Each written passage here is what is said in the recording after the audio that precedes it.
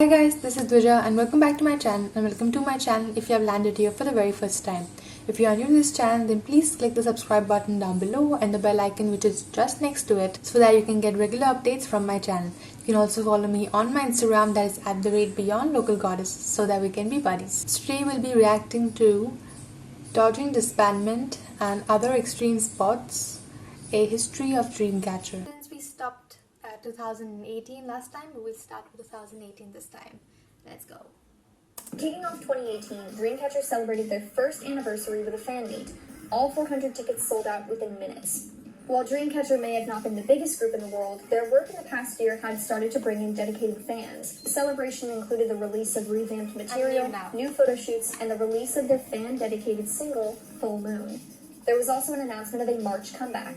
Time passed, they wrapped up their tour activities, and March arrived. They released their official name for the fan base, but no comeback. The month went on, no comeback. March ended, April began, and still no comeback.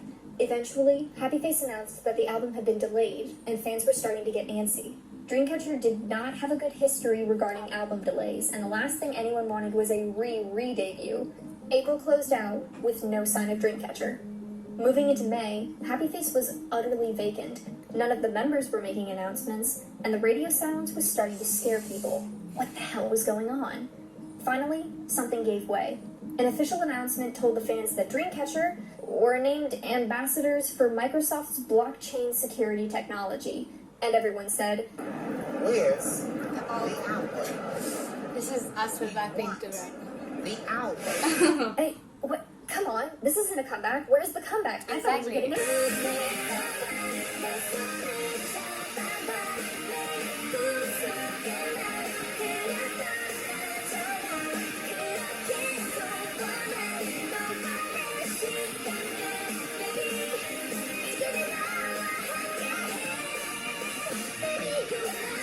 And then Dreamcatcher brought You and I. On May 10th, Dreamcatcher released their second album, Escape the Era. 6 songs, a budget update, and a hit on the charts. The comeback peaked at number 3 on the Gaon chart and debuted at number 7 on Billboard World Albums. Wow. The comeback centered around their iconic sound while also playing well to industry interests. The styling, choreography, and album maintained their unique traits while also imbuing them with elements of girl crush and EDM, 2 of the hottest dishes on the table at the moment. The comeback sparked heat in the industry, and the fanbase expanded into the mainstream. This was a good sign, because despite the touring projects Dreamcatcher had done the past year, they had yet to solidify a foothold across the ocean. You and I didn't draw blood in just the Korean market. Suddenly, the international fanbase was stoked from the embers, and Dreamcatcher rose from the ranks of cult favorite to commercial success. It was looking more and more like You and I was going to be the song that solidified Dreamcatcher for good. They had a really good week. And when I say a week, I do mean a week. For a full 7 days, it was Dreamcatcher's world. They received their first ever nomination for a win with You and I, and then... We can't stop other artists from coming back.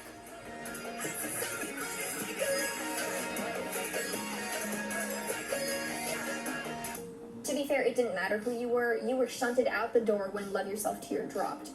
Popularity disparity. Now we're going to hit some confusion in the storyline. Sensing the growth of their popularity, the group went into something of a frenzy. Riding the high of You and I, they released a third mini album in September as part of their What comeback.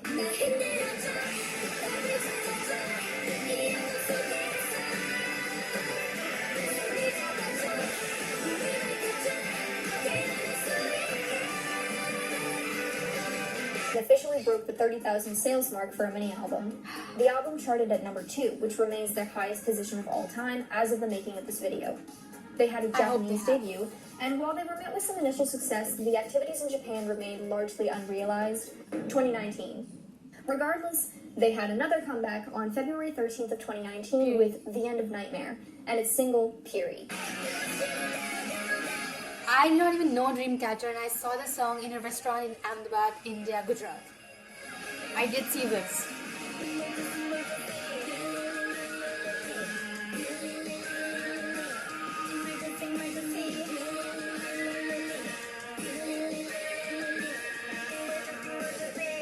I believe this this is when Happy Face rebranded as Dreamcatcher Company, but some sources also say that it was a sub-label known as Dreamcatcher Company. Bless their hearts, I have no idea what they put in the water at Happy Face. And then off they went on yet another tour. Here's where things start to get Shakespearean, and I mean that in the bucket loads of pathetic fallacy way. And no, pathetic fallacy has nothing to do with the word pathetic, meaning desperate or depressing. Rather, everywhere Dreamcatcher went, things started to go wrong. Their concert in Jakarta was completely shut down for reasons that were never explained. There were scheduling conflicts and issues with tickets, and one of the theaters caught fire and burned down. Everything was going pear-shaped. After the tour, more Japanese promotions were released, but they went nowhere. In hopes of reigniting fan morale, the group opened applications for their official fan club that summer, but even then, little news came out of it and the whole affair slipped under the waves. While Dreamcatcher seemed to be anywhere and everywhere and their comebacks were reaching decent upfront numbers, there was something off about their success. No matter how frequent the comebacks or how long the tours, Dreamcatcher couldn't seem to create a sense of longevity. The spaghetti wasn't sticking to the wall, and after a few weeks of initial success, Dreamcatcher's prominence would fade and take a backseat to everyone else in the industry. They seemed to be relying almost entirely on reappearance power, but in the grand scheme of things, it seemed that not many people outside the immediate fandom would notice that they went silent. Dreamcatcher's streak of good luck had short-circuited, and the members were rightfully exhausted. It was time to take a break, get some air, and come back when everyone was good and ready. In the meantime, Happy Face did what they do best, something unconventional. Happy Face started having board meetings with Vespa, an indie game developing company based in South Korea. Okay. Hello. Yes, Okay. handshake. A handshake for you. I like your tie. I'm not wearing a tie. Have a handshake. I heard the food would be provided. I lied. Hello. Your hands are very warm. What if we kill one of the members and have her come back from the dead? So here's my idea. Give you a big fucking sword. Yes, Deja vu. exactly. Brilliant. I was thinking the same thing. Fantastic. That's all I've ever wanted. Match made in heaven. On September 18th, we finally saw what all those board meetings had been about.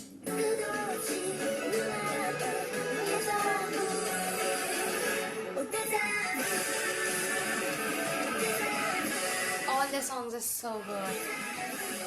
They need to be up there. Like, I am upset. Deja Vu was unlike anything Dreamcatcher had done before. The comeback was a collaboration with Vespa's mobile game King's Raid, which contributed to the expensive and dramatic visuals in the music video. That usual Dreamcatcher core was now combined with an emotional ballad, and it gave them their first charting song in the K-pop Hot 100. The album, Raid of Dream, hit number 3 and became their highest-selling album of all time. There was still one milestone that Dreamcatcher and their fandom had yet to crack, a first win on a music show. They did it? They'd come close Oh my in the God. past year, but hadn't quite managed to snag one. With the emerging success of Deja Vu, they might have their shot. Deja Vu was nominated for a win by SBS's music show, The Show, and many fans crossed their fingers in hopes that Dreamcatcher would take home their first win. That night, 먼저 사전에 집계된 음원 음반 점수입니다. 동영상과 전문가 팬 사전 투표 점수입니다.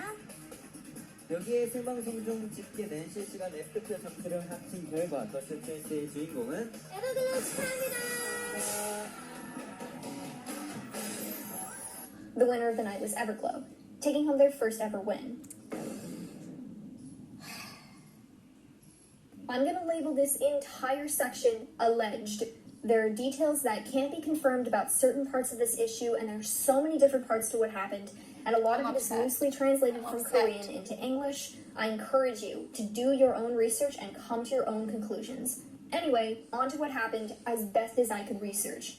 Just a little while after the show announced its winner, fans and non-fans of Dreamcatcher began speaking out against the final scores, claiming miscalculation and even fraudulent behavior.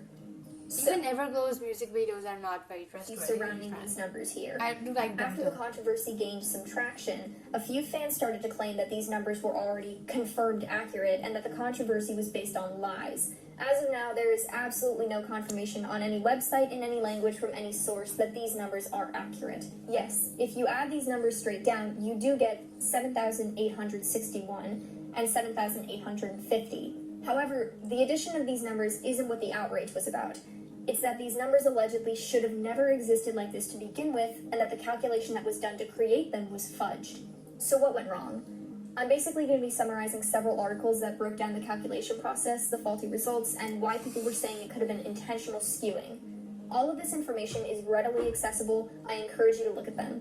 One of the primary articles I'm looking at is this one by X Double Star, who, while not a website I'm deeply familiar with, provided a decent amount of verifiable information. I'm going to be paraphrasing a lot from them. Credit to the breakdown goes to X Double Star. Basically, row 2 is where fans claim things went wrong. According to X Double Star, we can establish beyond reasonable doubt that wrongdoing took place. Basically, 3 major things happened here. The first is that several points were shaved off of Dreamcatcher's YouTube score. Here is the viewer board of the show. That's not fair. Based on the show's own data, the score Dreamcatcher should have received was 1,472 points, higher than what they were actually given. Which means the show had data that gave one result, and yet somehow another number showed up. But the second thing happened in the category Expert Preferences. What is Expert Preferences? It's basically a category where the broadcast can award points to groups based on what they claim are preferences of experts. But this category has long been disputed by practically every fandom in the industry and even some companies, and is largely considered a place where shows just skew points to favor certain groups. In this episode, It happens a lot, though. CLC and Everglow both received full scores of 1,500 points for expert preference, and Dreamcatcher received a 0, which came as a shock to some people. But even with a 0, Dreamcatcher still would have won.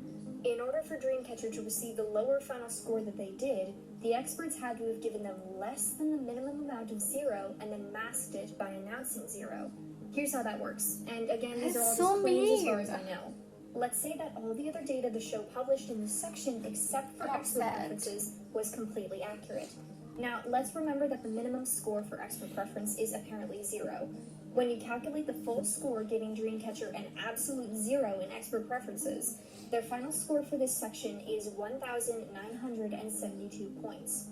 But the final score that the show released for Dreamcatcher was 1,850, 122 points below the possible minimum score. How did the show give them a score over 100 points below the minimum? Fans are saying that they gave Dreamcatcher negative points in this category. Allegedly, Dreamcatcher was given negative points in a category where you can't get negative points, which would mean that their score was deliberately subtracted.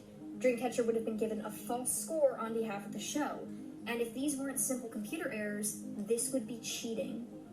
Several fans and non-fans alike recalculated the scores using the minimum possible of 1,472 points, and based on the results, even if Dreamcatcher had scored an actual 0 in expert preference, which again is absurd to begin with, they still would have beaten Everglow for first place.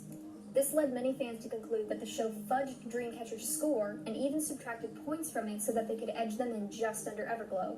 If this is what happened, subtracting points from a group's score is tampering with a group's ability to win, and that directly impacts a group's success in the industry. So it's not really a And when you work surprise so that hard? some fans were disappointed and untrustworthy after the strange results were posted. Now, it's time to remember that this is not, under any circumstances, Everglow's fault.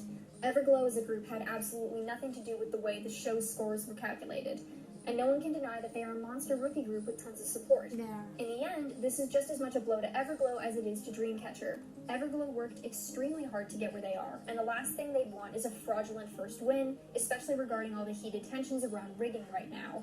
And of course, this is not the first time a music show has given a win to a young group. In May of 2016, KBS's Music Bank gave first place to AOA for Good Luck, when the actual win belonged to Twice for Cheer Up.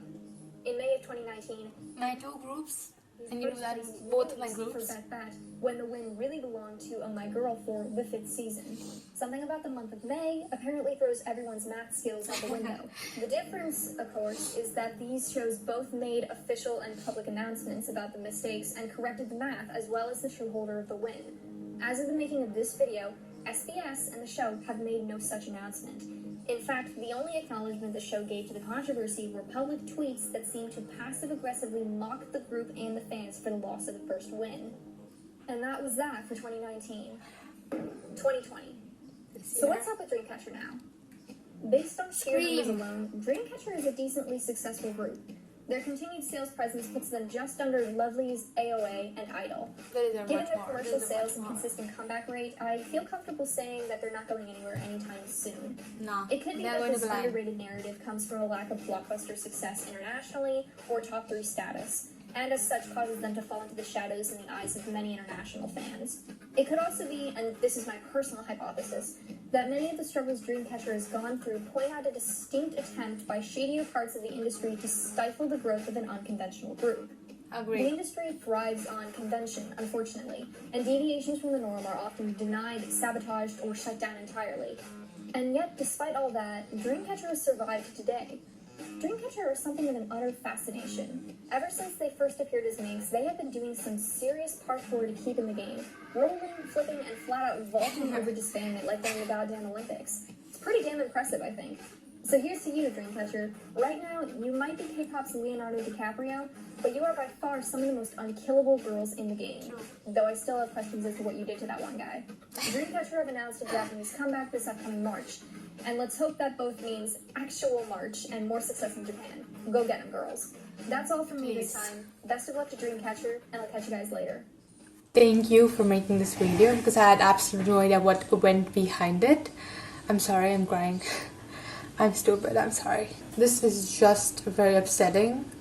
You know, I really get upset when I work for the video and not get good views. I do get upset about it, and it's the most childish thing ever. But if my little effort does not give me any result, I can't even think of the years and years of hard work not giving any result. I hope you guys enjoyed, and I will see you guys in my next video. Like, I'm sorry for crying again.